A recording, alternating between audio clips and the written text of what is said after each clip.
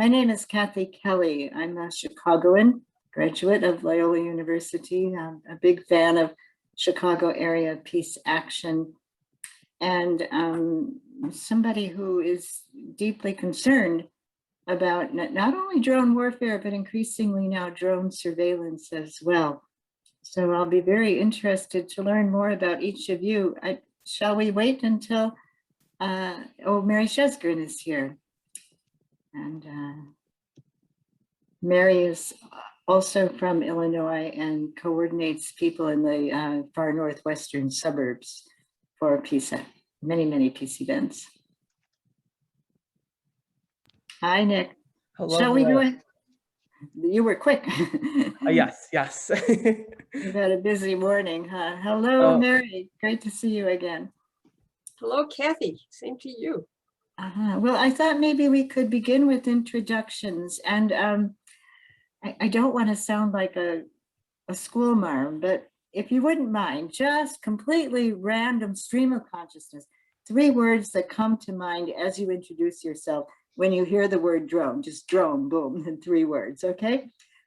So Richard, could you start, give us your 3 words if you don't mind, and then tell us a bit more about yourself? Right, 3 words. I don't know. I guess death, destruction, and trying to think what the last word. If I was sticking with D's, but those are at least the first 2 that come to my mind: death, destruction, and domination. I guess I would say. All right. And now tell us a bit more about yourself. I live in Morton Grove, Illinois. I'm a member of the U.S. Peace Council, who actually had a parallel webinar that they had on with some Palestinian speakers that it's only had kind of half an ear through the first presentation today. And I'm also a member of the Camden County Green Party. Which county? Camden, I said Camden, I mean Cook County. I'm sorry, I used to live in New Jersey, so I used to be a member of the Camden County Green Party, but I moved back here to Illinois in 2016, so. Oh, so you're sort of a recent retransplant. Well, thank you very much for joining today. Paul? Yes, thank you. My 3 words would be RMA, Revolution in Military Affairs, basically because of my background. But I'm connected to the board of the U.S. Department of Peace Building that they're doing. And I've been working as an accredited peace professional for 20, 30 years. And prior to that, had a long military career in the Canadian military as an aerospace engineering officer. Wow, well, maybe you should be offering this workshop. I hope we can learn a lot from you. Thank you. Thank you. So the Canadian military was specifically in aerospace engineering? No, I was an aerospace engineering officer. So I did aerospace engineering was what I did in the Canadian military. I retired as a colonel in about 2001. Wow, it must have been an exciting time to be connected to an Air Force. Thank you. Well, it was because we were only, the Canadian military prior to 2001 was only involved in peacekeeping operations and Cold War. And, after 9/11, things changed, of course, but before then, it was none of that. Okay. And Paul, may I ask, are you in the Chicago area or are you in Canada? I live in Ottawa, Canada. The background is Ottawa. I see. Okay, thank you. And Nick, could you tell us a bit about yourself? And when you were away, I said, could people offer just the first 3 words that come to mind when you hear the word drone? Drone. Death, pain, and unease, I guess. Yeah. I guess my background is I graduated from Loyola University Chicago last week, actually. Congratulations. Thank you. In software engineering. And I was also the campus organizer for Kappa at Loyola. Wow. That's kind of just, that's, I guess, my background. I don't have much else just like with peace and justice. So I feel like I'm very new to this and have a lot to learn from all of you. So wow. And how do you say your last name, Nick? Migach. Migach. Okay. Yes. And are you going to stay in Chicago for a while? I think so. I love it here. I live in the northwest suburbs in Palatine. So yeah. Yeah. So I probably will stay here for a while. I do love it here, but You always probably happy to know explore. every parking space near Loyola University on a weekday morning. Yep. Well, I'm so glad to see you here, and congratulations, truly. You're never closer to the lake than when you're in Rogers Park. Oh yes. Yep, absolutely. And Mary, Hi, when I hear the word drones, I think about bombs, targeted assassinations. I'm with Fox Valley Citizens for Peace and Justice. And I'd like to speak also for my friend Don Bach, who has put in the chat that he doesn't have a microphone or a video camera today. But, and he and I may have to leave a little early. We are going to a Medicare for All rally at the office of Congressman Raja Krishnamurti this afternoon. Nice. well, thank you for that.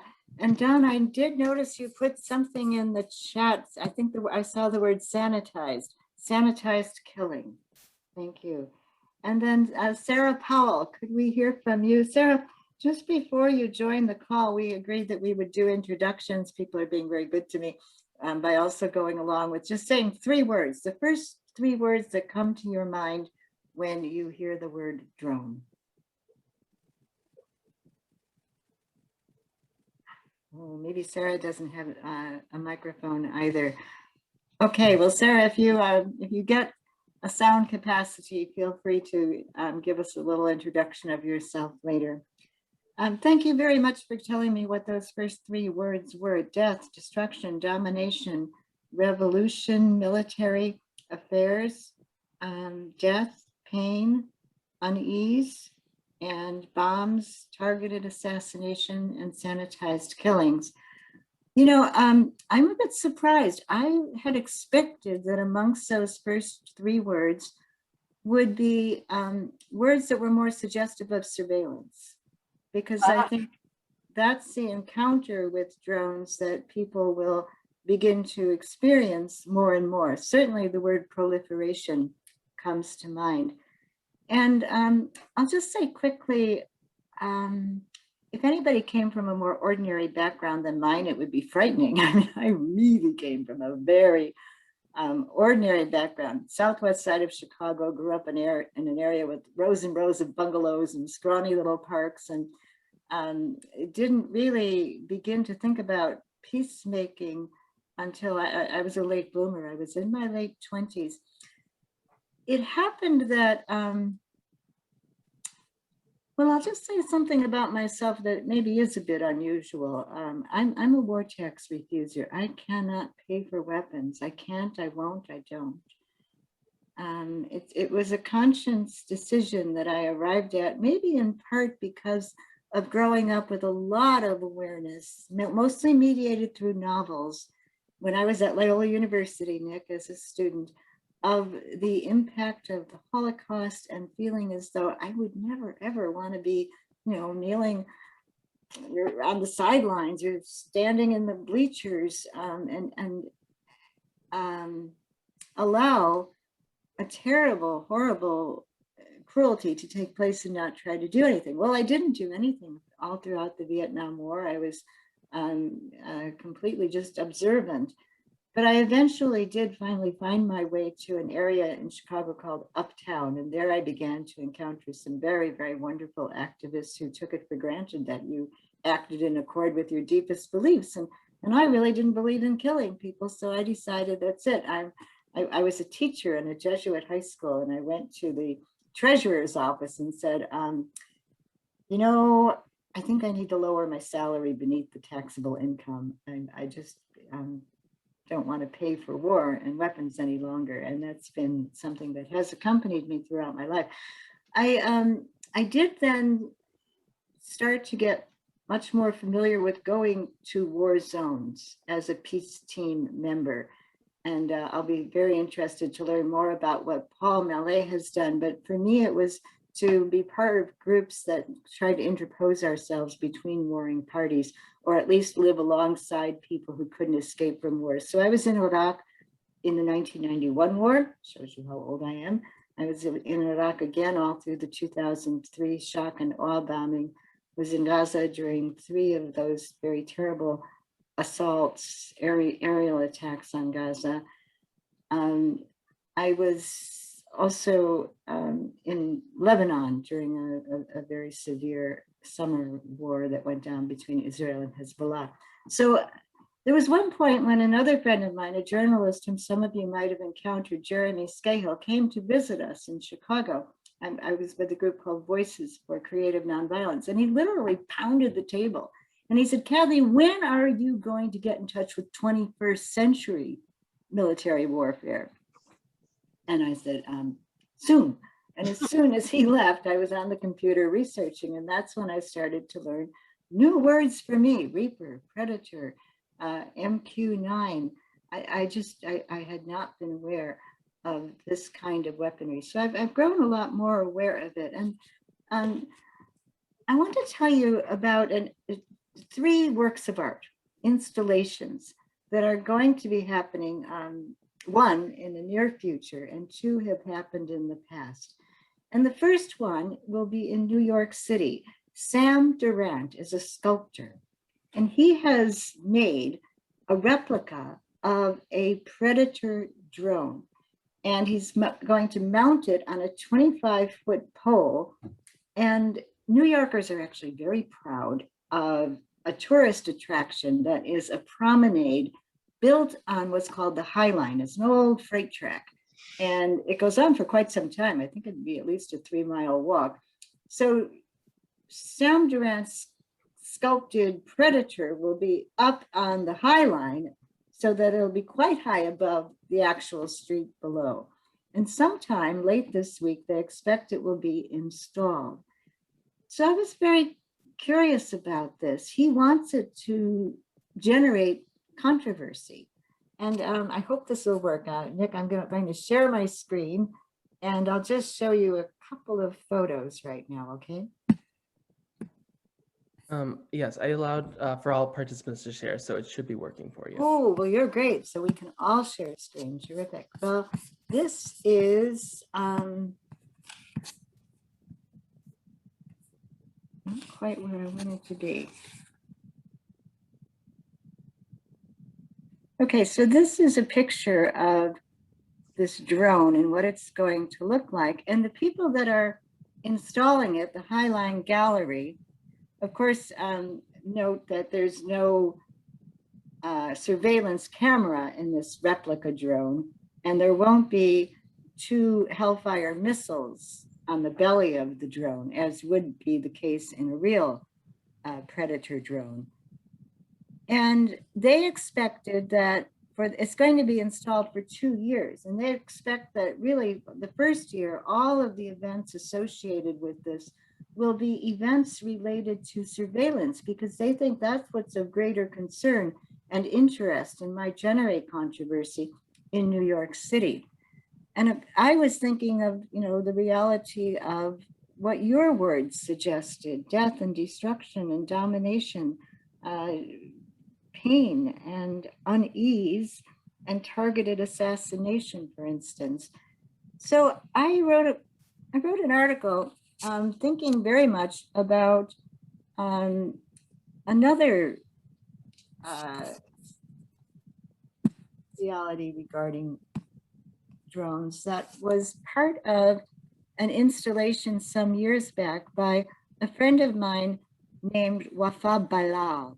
And Wafa, after his brother was killed, his brother Haj was killed at a checkpoint by an air-to-ground missile in Iraq. And Wafa was so upset by that over time, he came up with the idea that he would lock himself into a cubicle in Chicago down on Carpenter Street. Now, Wafa is an artist. He's a professor of art now at New York University, a very talented artist. But he put himself in this cubicle with, do you see on the screen, a paint gun? And he stayed there for a month. And anybody, anywhere in the world, could aim that paint gun and shoot at him. He called his project Domestic Tension, but eventually he wrote a book called Shoot an Iraqi. And you see there's this rancid yellow paint all around the room, and he has to kind of duck so that he won't be hit by the paintball. And normally he could be behind a plexiglass screen. Well, 60,000 people from 128 countries took advantage of the opportunity to shoot that paintball at him. Now, there were many more people who got involved in the chat with him and talked with him. And there were others who tried to kind of wrestle the paintball machine into a different direction so that it wouldn't hit him. This could also be done online. Well, this to me would have been quite enough of a sacrifice on Wafa Bailal's part. But 3 years later, he developed another project, again trying to identify with the random danger to which Iraqis are exposed that they can't escape from. He asked a tattoo artist to tattoo on his back the names of all the cities of Iraq. And then in a tattoo that could only be seen with a black light focused on it, he asked the tattoo artist over a 24-hour period, while someone in the background read the names, the dots represented a person killed in Iraq. And then visibly, there was a red dot for every American killed, but the Iraqi names would be invisible unless exposed by this particular kind of light. So Wafa Bailal is an artist who literally carries on his back the remembrance of people in Iraq killed by drone warfare. Well, there's quite a contrast, isn't there, between these two art installations, and that's something that's been on my mind a great deal. Right now, the drones are being used in ways that cause enormous pain and suffering and death and displacement in warfare, but it's not something that people hear about very much in the United States. I go to Afghanistan, I've been there about 30 times, and I was most recently there in September of 2019 as a guest of the Afghan Peace Volunteers. But right after I came back, I learned that there was a landowner in the province of Nangarhar who was cultivating pine nuts. He had big, tall trees, and they grew a lot of pine nuts. And really, to me, well, good on him. He's not growing opium. That's the crop that can really bring in the money, but he's sticking with his pine nuts. Well, he had to hire 150 laborers to work in the pine nut forest to do the cultivating. And so he very wisely wrote to people he thought might be Taliban officials, to the NATO officials, to the United States officials, to the governor of the province, and said, look, yeah, there will be 150 people encamped outside my pine nut forest, but they're workers. They're workers who are working for me. So he sent out that letter. The harvesters came, and many of them, well, all of them were migrant laborers, and I don't believe in child labor, but many of them were children because people are desperate and they want to feed their families.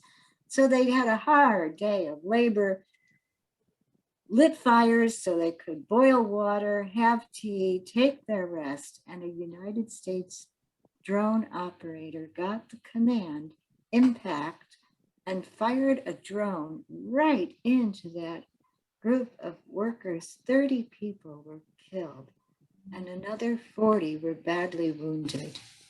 Now, I can tell you personally that as I was reading this story, I was on an Amtrak train, and unfortunately, I stood up right at a time when the train went whoop, and I went down, and I have osteoporosis severe enough that I broke my hip.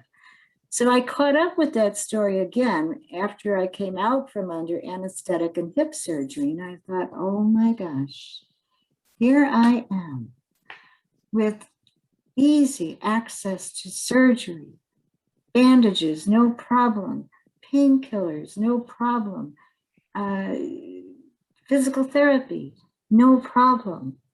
But for people that did survive that terrible attack in a remote area of Afghanistan, which has such a crippled healthcare system by now after 40 years of war, nobody would have what I had.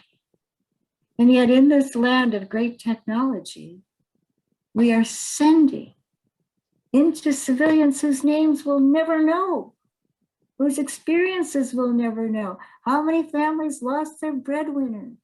How many children are traumatized? What does it sound like when a child screams running from a major explosive? It's just, these aren't stories we know, but stories help us make sense out of our reality.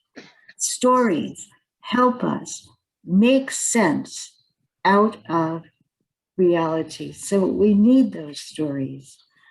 I want to share my screen again, and I hope this will work. This is an excerpt from a film that a stunning young filmmaker, Sonia Kennebec, made, in which she managed to get, through Freedom of Information Act, actual footage of United States drone operators debating, while you can see what they see on their screen, again in Afghanistan, but the operators would have been in the United States, debating whether or not to fire drone missiles.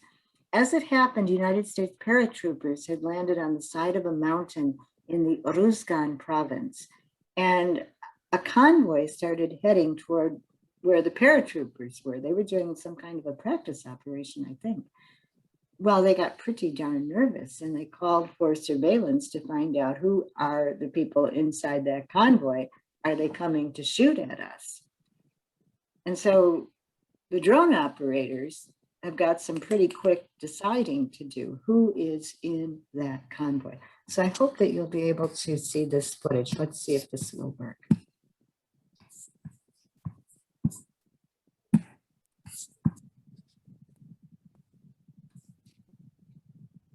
National bird. And by the way, the previous snippet clip from the documentary silenced, and we'll have a link to all of these videos as when we put up the recording of the webinar. Okay, so I'm going to go ahead and then show that snippet from National Bird.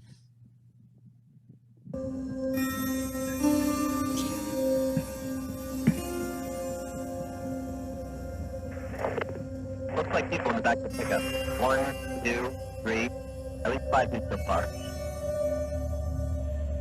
And that truck will make a beautiful target. Yeah.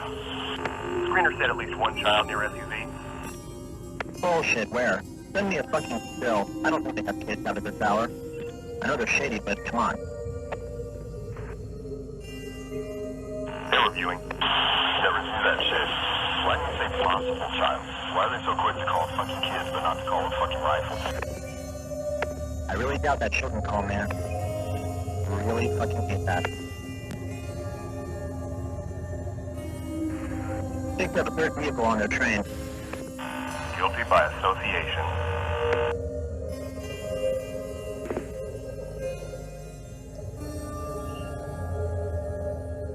They're praying.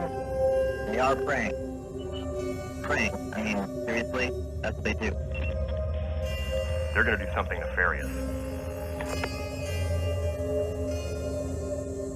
همین زمانی که مودمو یک سایکلان هست همونجا پولی که موتور از پایین شدی همه در نماز صدا شدی زن و مرد نماز خون خواندی از اونجا که حرکت کردیم دیگه همین صدای بونگک در گوش ما میامد ولی خودش از این که هوا آلوده بود دیده نمیشد اما صدایش ما میشنیدیم چیز بود رنگی سیاه داشت یکی دیگه سفید بود تا بینگ میزد بینگ میزد دور انت دور میخورد اینه که ما برها شنیدیم که امی تیاری به پیلوت که در هوا میگشته او بسیار به فضای بلند به شب تاریک او خب ما دلمون اینجا درد داره که تو برای دیگه چیزای دیگه مثلا تو فرق نکنی که مثلا این سوزن هست این مرچه هست ولی برای ما انسانایی که مثلا کلیش دکسن سوار بود که دکسن اون د باجی سوار کدام پنایم نیست که تو بالا بگی مثلا من ندیدم کلیش د باجی سوار بودم تو ندیدی که می همش مسافر هستم همش زن بچه هستم Adolescent near the rear of the SUV.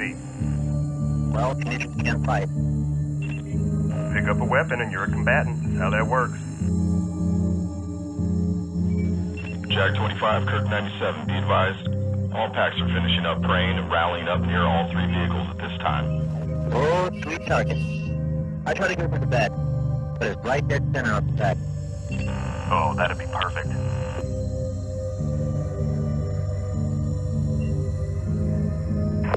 Jag 25, our screeners are currently calling 21 military-age males, no females, and 2 possible children. How copy? Roger. When we say children, we talking teenagers or toddlers? I would say about 12. Not toddlers. Something more towards adolescent or teen. We'll pass that along to the ground force commander. But like I said, 12, 13 years old with a weapon, just as dangerous. Oh, we agree. Yeah. What's the master plan, fellas? I don't know. Hope we get to shoot the truck with all the dudes in it. Yeah. Center's in, but the party begins. Alright, so the plan is, man, we're gonna watch this thing go down. The helos are gonna take out as much as they can, and when they Winchester, we can play cleanup. AMC. Yes? Remember, kill chain. Will do. Roger.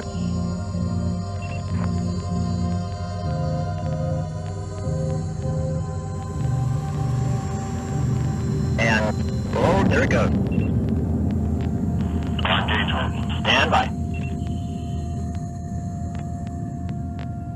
ما مسافرین بس دور خطا شدیم دیگه پایان شدیم دیگه بس ماشین ها ریستارت کردیم پایان شدیم بس پایان شدیم بس ماشین دنبالر زد بس ما سیاسرا که گفته مردا گفته که می سیاسرا بدرشونه نمیزنه یا نمیزنه بس ما 3 سیاسر بودیم بدر شدیم که باز ام زد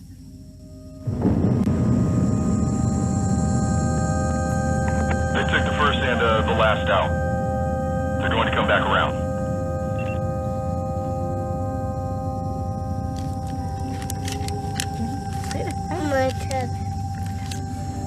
این ماشینه مثلا اینجی تفلاشش داد باز پدرش که بوده که یه پایین کرد اینجی شانده که این تفلات پایین میکرد یا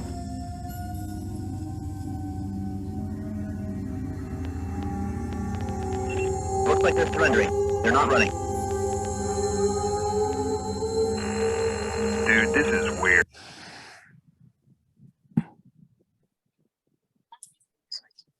Oh, sorry, excuse me.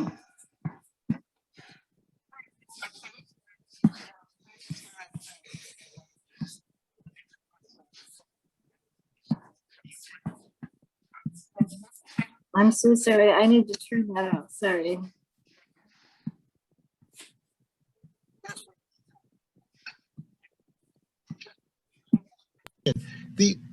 The text, the actual text of the Espionage Act says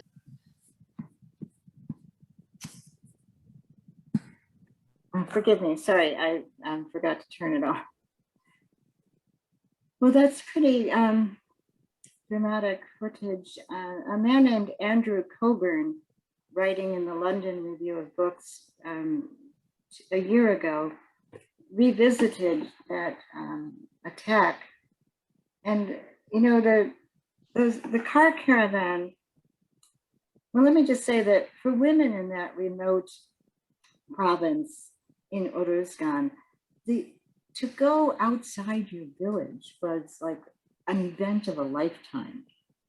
Often in those small remote villages, a woman once a year can go to the market in her own village, but to go all the way to Kabul, which is where they were going, must have been just such an excitement. And Coburn writes that the part of the earlier transcript has the US drone operators saying that they're almost sure they're identifying weapons, but it turned out what they thought were weapons that the passengers were carrying were turkeys that they were bringing to their relatives in Kabul as gifts. And Coburn says that it's the law of physics. Unless, you know, it's an extremely clear day and you're at low altitude, there is no way, even with all our technology now, for a drone operator to be able to see anything more than a dot for a person and a blurry blob for a car or a truck.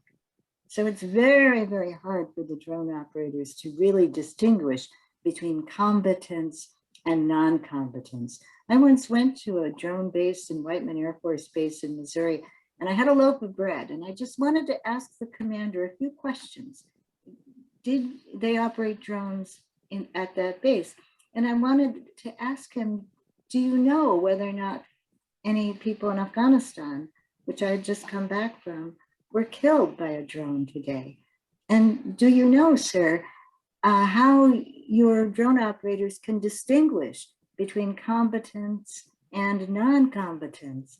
And if one of your drone operators wants to change their job and stop doing that, do you have a process in place for them to kind of withdraw? And I wasn't able to speak to him. In fact, I was arrested and I spent 3 months in federal prison. But I still would like to ask those questions, and I think I still should. I think we all should, really. Well, there is now an international treaty being clamored for by a very sturdy group. This is a group that has decided to create articulate their own questions. Oh no, it's back again. So the next question. To create a website called Ban Killer Drones, and that's this website right here. And I just wanted to let you know about this. There is an international treaty that has actually been passed by the United Nations and ratified by 51 or 52 countries. And that's a treaty for the prohibition of nuclear weapons. So a number of people are now working for an international treaty that would prohibit weaponized drones and also drone usage by police and surveillance groups. And you can see that the website offers all kinds of different categories, one of which is the opportunity to be in touch. And if any of you would by any chance want to volunteer, you would be very, very welcome.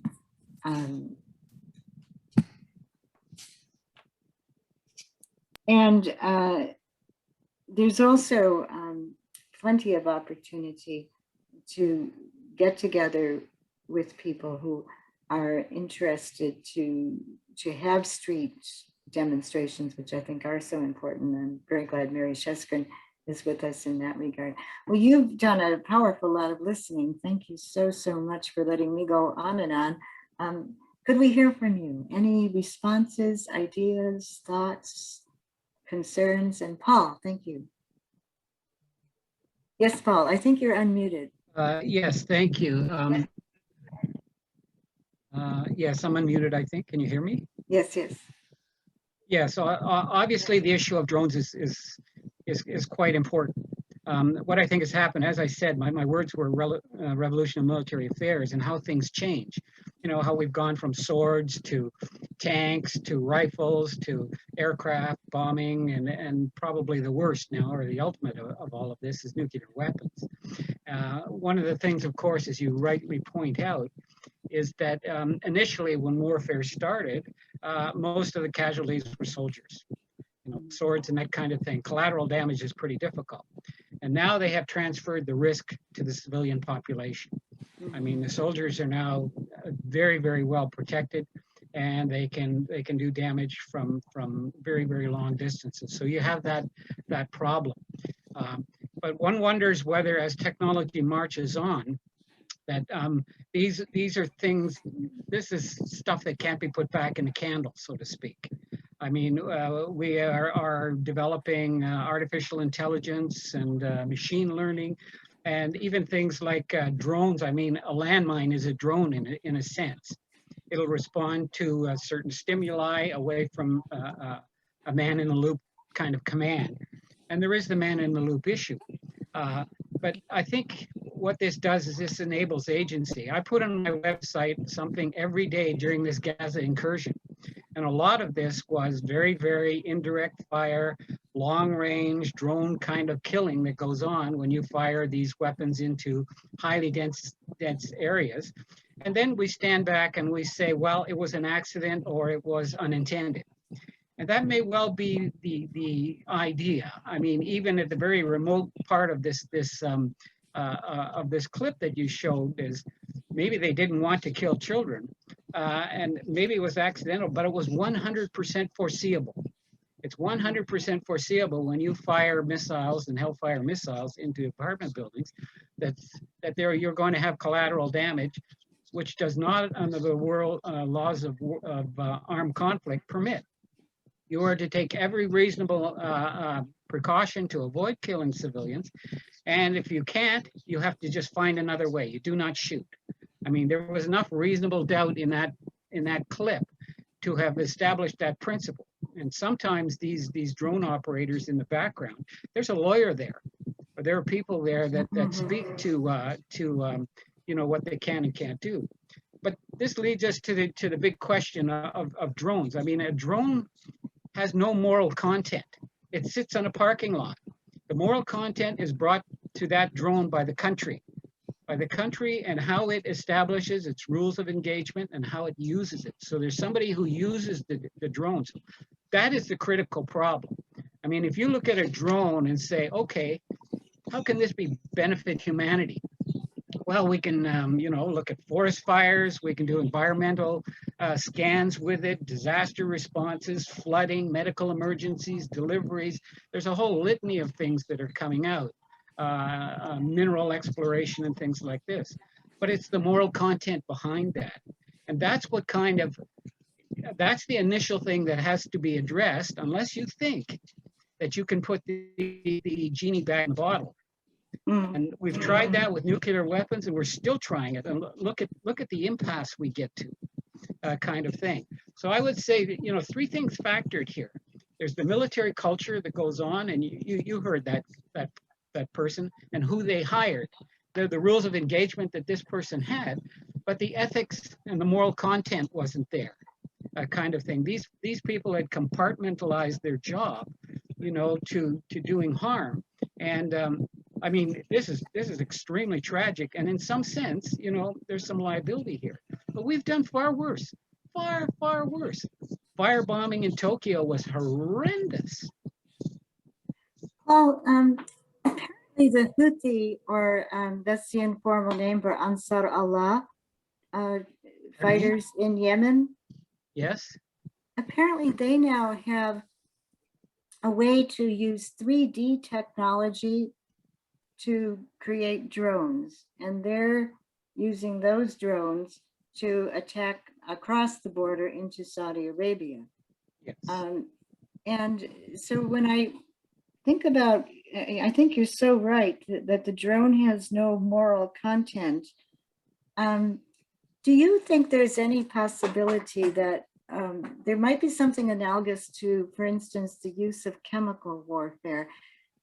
I'm told that when the wind would blow the chemical warfare agents back on the troops that fired them, this began to inspire more militarists to say, you know what, maybe we shouldn't make this stuff anymore. We should ban it.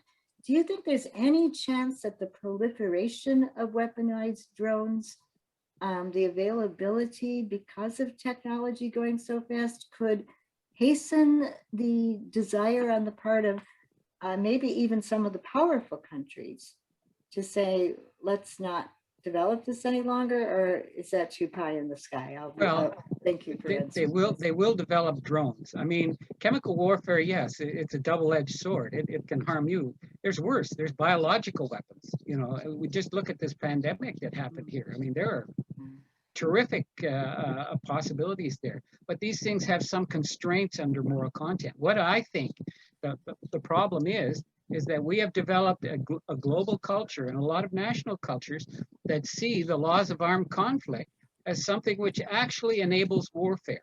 It establishes just cause, it establishes all sorts of things, you know, and it rattles down to it should be last resort. And at the very bottom of the laws of armed conflict is the idea that you shouldn't kill non-combatants and civilians. But the problem with that is that whole construct permits you to do something that's legitimate. You know, the old saying that, you know, murder is forbidden, all murderers should be punished unless they kill in large numbers and to the sound of trumpets. Well, thank you. Paul, you mentioned your website. Would you mind either putting that in the chat or telling us again what that website is? There's my Facebook page, in which every day I posted something in the Gaza conflict. Okay, so, and so we could look for your name. You can put my number in there and you should be able to find it. Okay. But just to continue this laws of armed conflict now, we would like to propose the codification of peace operations. In other words, you would start, if you can codify peace operations as a precursor to the laws of armed conflict, because if it's supposed to be a last resort, and it's the only resort, it's always the resort you wind up using in foreign policy. So if the laws of peace operations would start with, for example, stop the violence, care for the victims, and then rattle on down to, justice and reconciliation at the bottom, so that you don't start with a presumption of justice and the death penalty. So yes, so yeah, my Facebook page shouldn't be hard to find. Thank you very much. I want to make sure that we get a chance to hear from others. If there's anyone else who would like to make a response, please feel free. And Paul, thank you very much. Yeah, you're welcome. I'd like Paul to put his Facebook page link in the chat if possible. Okay, I'll go find it and I'll copy it in. I don't Facebook myself. Great. And welcome to Farin. And I see your hand is up. Farin, please go ahead. Hi, are you good? Is this video going to be available to watch later at some point? This breakout room, or no? It will be, yes. I think we mentioned it in the first in the main session, but we will have a whole page dedicated to all of the breakouts that happened for yesterday and today. So yes, this will be available. Well, thank you, Nick. Farin, also I took this from a webinar that happened earlier. Well, it happened in the middle of last week. And it was it's called Covert Action Magazine, and they sponsored the webinar. So you could go to Covert Action Magazine's webpage, and you'd have to go into the panelists' time, but right before I speak, this particular excerpt is shown. But Nick, that'll be great if we can get that from you. The drone one, you mean? The drone and the interviews with people? Right. Okay, wonderful. And it's called covertmagazine.com? Just put Covert Action Magazine. Okay, great. Thank you. Good to see you again. I've met you before. I'm your Facebook friend. You can't really see me, but good to see you.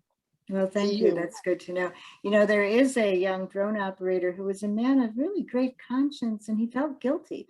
So he became a whistleblower, and he disclosed information about how drones work. He's now facing 10 years in prison. He was threatened with such a long sentence that he pled guilty. And once you plead guilty, then you don't get a trial. And so he's awaiting the sentencing from a magistrate. His name is Daniel Hale. And maybe I should just go ahead and put that in the chat. And you can go to, you can go to a website that says I Stand with Daniel Hale and learn ways to be supportive of him, whether to possibly write him a letter, or maybe even write a letter to the judge, which you'd send to one of the lawyers representing him. And I'm just also going to enter into the chat Ban killer drones. And if anyone would want to help us in this process, oh, thank you. Thank you, Nick, for finding that. You are quick. If anyone would like to join us in working on this, it's kind of an interesting time because it's just developing and there's plenty of work to be done, but you also can take on a leadership role quite easily. And also, I just want to mention that on September 18th, there will be a large street action in New York City that a number of people have been trying to plan. And we may very well do some kind of activity at that setup for the, for the drone that's being installed. We're in touch with the people who are arranging for that. And I'm hoping they might be interested to have 10 of their people, including the artist, and 10 people, maybe Paul, we could pull you into this, watch National Bird, the clip we just saw, together and get a chance to, you know, have more of a context for what their second year of the installation will address, which is more geared toward drone warfare. I'll just give one more check-in to see if anybody has any comments. And I know that Nick, you had probably blocked out 45 minutes for this. Is that right? Yep. Yeah, I actually just dropped the link back to the main session. We will have some closing remarks starting soon. But yes, if you'd like to just wrap up, that'd be awesome. Thank you so much. All right, let's hear from Mary. I would like to say, Kathy, you have made a very compelling case for banning killer drones. And I appreciate the information Paul has given us and the insights. This was very powerful. Thank you. Well, thank you, Mary. Let me know if you'd ever want me to talk to Fox Valley citizens, and maybe we could show Paul's part of the recording as well. Again, thank you so much for joining. The other people offering workshops had some pretty fascinating stuff going on, so it'll be great. Nick, thank you again for all of your technological expertise. And Richard, Nick, Mary, Fran, Sarah, and Paul, wonderful to be with you today. Thank you.